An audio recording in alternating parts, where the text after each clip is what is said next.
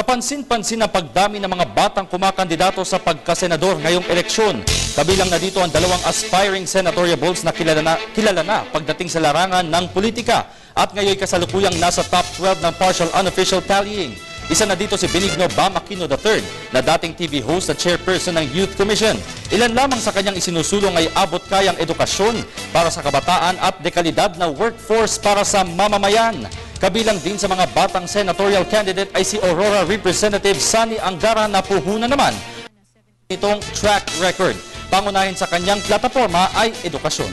Inaasahang bukas ay may poproklama na ang mga kandidatong nanalo sa local at national elections ngayong taon.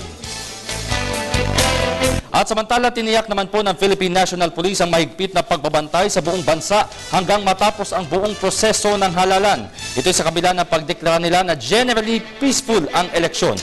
Una nang sinabi ni PNP spokesperson Generoso Serbo alas 7:30 kagabi na naging mapayapa naman ang halalan hanggang sa magsara ang botohan. Gayunpaman, may mga insidente naman ng karahasan na naitala sa ilang bahagi ng bansa. Kabilang na dito ang Cavite, Santiago sa Isabela, Sulu, Cagayan Valley, Maynila, Cotabato, Maguindanao at Tawi-Tawi.